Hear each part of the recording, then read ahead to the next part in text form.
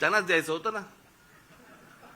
हे आमचे नितीन सरदेसाई फार छान बोलले त्याच्यावरती. आता आम्ही बोलत असताना ते म्हणाले, मला हे सगळं बघून राज कपूरचं गाणं ऐकू येतं म्हणे. आठवतं, मेरा जूता है जपानी,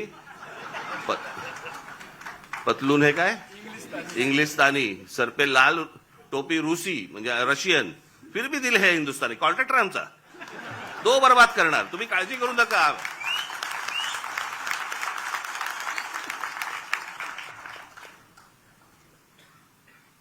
या मध्यंतरी कंत्राटदारांचे व्हिडिओज आले होते. कंत्राटदार सांगतात आपल्या महाराष्ट्रामधली मराठी मुलं मुली जे नव्याने कंत्राटदार झाले त्यांना किती म्हणे, तर जे कंत्राट मिळतं त्यातलं जवळपास 56% पैसे द्यावे लागतात म्हणे, वाटावे लागतात, चारावे लागतात. 56%. भाई ज्याच्यासाठी काम काढलंय ते काम त्यांनी 44% मध्ये करायचं. तुम्हाला असेच रस्ते मिळणार, असेच खड्डे मिळणार.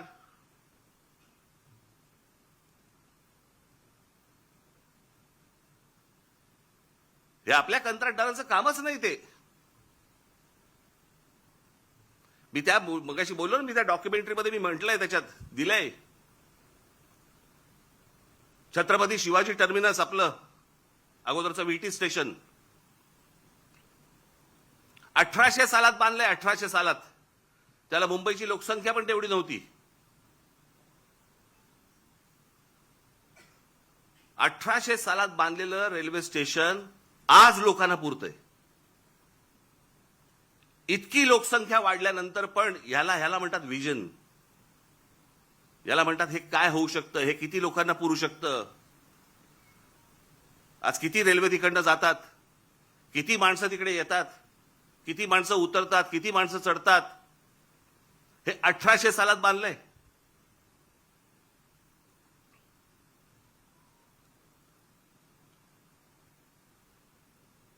अमेरिकेमधली एम्पायर स्टेट बिल्डिंग, किती उदाहरणं द्यायची हो जगामधली तुम्हाला. एम्पायर स्टेट बिल्डिंग जाऊन बघा, पाहिली नसेल तर तुमची ह्याच्यावरती जा, इंटरनेटवरती जा आणि बघा. ती एम्पायर स्टेट बिल्डिंग ती पण तेव्हाच 1933 साली बांधली. किती वर्ष लागली असतील. ती साधारणपणे 110 मजली उंच आहे. 110 मजली म्हणजे आता हा हॉल आहे ना, या हॉलच्या चौपट असेल. चौपट 5 पट असेल उंच, 5 पट 6 पट असेल जास्ती. एवढा त्याचा फ्लोअर आहे. 110 मजली उंच आहे ती. किती वर्ष लागली असतील त्याला ती इमारत बांधायला. त्या इमारतीमध्ये खाली ग्राउंड फ्लोअरला बेसमेंटमध्ये एक बॉम्बस्फोट झालाय. त्या इमारतीवरती एक छोटं विमान, परंतु एक विमान आदळलेलं आहे. आजही ती ताठ मानेने उभी आहे इमारत. एम्पायर स्टेट बिल्डिंग किती वर्षात बांधली. 14 महिन्यात. 14 महिन्यात बांधलेली इमारत आहे ती. 14 महिन्यात 1800 साली बांधलेल्या इमारतीला आजही काही होत नाही. त्यांनी बांधलेले ब्रिजेस बघा, त्यांनी बांधलेले फ्लायओव्हर्स बघा. आज ब्रिटिशांच्या काळामध्ये जे फ्लायओव्हर्स बांधले गेले, जे ब्रिजेस बांधले गेले, आपल्याला इंग्लंडवरनं आजही पत्र येतात बरं का. म्हणजे काय प्रकारची सिस्टीम असेल विचार करा. पत्र काय येतात, आम्ही असा असा इथे हा ब्रिज बांधला होता. अशा अनेक ब्रिज बद्दल आलेत ना त्यांची पत्र महाराष्ट्र सरकारला, असा इतरही सरकारना आलेत. असा ब्रिज बांधला होता, त्याची 100 वर्षाची आमची गॅरंटी संपलेली आहे. आता तो तुम्ही बघा. 1947 साली ब्रिटिश गेले. 1947 साली. त्याच्या अगोदर 150 वर्ष त्यांनी राज्य केलं. त्यावेळेला बांधलेले ब्रिजेस आहेत. काय गरज आहे हो त्यांना सांगायची. पण हे फक्त भारतात नाही होत. त्यांनी जिथे जिथे राज्य केलं तिथे तिथे यांची पत्र जातात की आमची गॅरंटी संपली. आमची 100 वर्षाची गॅरंटी होती. 100 वर्ष. हा टिळक ब्रिज पासून सगळे इथला हे त्यांच्या काळात बांधले गेलेले आहेत. अजूनही आहे. मग आमच्याकडे काय होतं.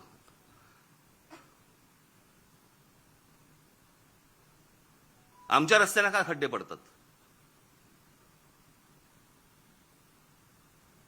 बरं, ज्यांनी रस्ते बांधायचे आहेत ते आमचे नितीन गडकरी, ट्रान्सपोर्ट मिनिस्टर. म्हणजे पेट्रोलमध्ये इथेनॉल घातलं पाहिजे आणि मग ती गाडी कशी चालेल? आणि अरे पेट्रोलियम मंत्री बोलेल ना त्याच्यावरती. पेट्रोलियम मंत्री ब्र काढत नाही त्याच्याबद्दल, इथेनॉल बद्दल आणि पेट्रोल बद्दल. ट्रान्सपोर्ट मिनिस्टर ते ह्याच्यावरती प्रवचन देत आहेत. काय बोलायचं? मग कोणाचं काम कोण करतंय, काय चाललंय देशामध्ये, काही थांगपत्ताच नाही. आणि सगळे निगरगट्ट झालेले आहेत. परवा दिवशी मी एका पत्रकाराला बोललो, म्हटलं चायला, म्हटलं असं झालेलं आहे, म्हटलं सरकारला परसाकडे साफ होते, आपणच कुंथत बसलोय. आपल्यालाच त्या सगळ्या गोष्टींचं वाईट वाटतं. हे काय चाललंय? झाडाच्या झाडं काढली जात आहेत, जंगलाच्या जंगलं उद्ध्वस्त होत आहेत. लोकांना राग येत नाही, लोक राग व्यक्त करत नाहीत. व्यक्त करायचं साधन मिळालंय मोबाईल फोन, त्याच्यावरती काहीतरी टाकलं, माझा राग व्यक्त झाला. तो राग मतदानामध्ये पण दिसत नाही. नेमकं हवंय काय आपल्याला? आपण नेमकं पुढच्या पिढ्यांसाठी आपण काय घडवून ठेवणार आहोत, काय करून ठेवणार आहोत? मला कोणाची सत्ता आहे, कोणाची सत्ता नाही, मला ह्याच्याशी कर्तव्य नाहीये. आज भारतीय जनता पक्षाची सरकार आहे, चांगलं काम करावं. वाईट केलं बोलणार आम्ही, परंतु सगळेजण मस्तीत आहेत. त्यांच्या देशीचा एक आमदार, त्याला विचारलं काय चाललंय, म्हणे काल म्हणे झाड पडलं ना ते, त्याच्यात एक माणूस गेला, ते त्याच्यावरती चर्चा झाली. आज तो ते गटारातला तो मुलगा पडला, त्याच्यावरती चर्चा झाली आणि हसतायत. भावना शून्य. आणि भावना शून्य एवढ्यासाठीच कारण तुम्हाला किंमत नाही. आमच्याकडे काय चालू आहे? आमच्याकडे शहरं कशी वाढतायत, शहरं कशी मोठी होत आहेत, आमच्या पुढच्या पिढ्यांसाठी आम्ही काय करून ठेवतोय, कसली चिंता नाही, कसलं काही नाही, विचार नाही. खासदार फोडता येतोय का? आमदार फोडता येतोय का? नगरसेवक फोडता येतोय का? आमची सत्ता टिकतेय का? याच्यावरती फक्त आमच्याकडे महाराष्ट्रात चर्चा सुरू आहे.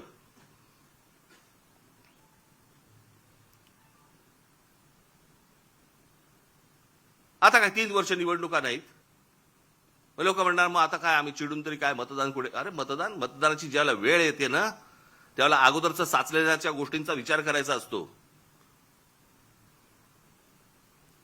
चांगलं काय आणि वाईट काय या गोष्टींवरती तुमचं मतदान झालं पाहिजे.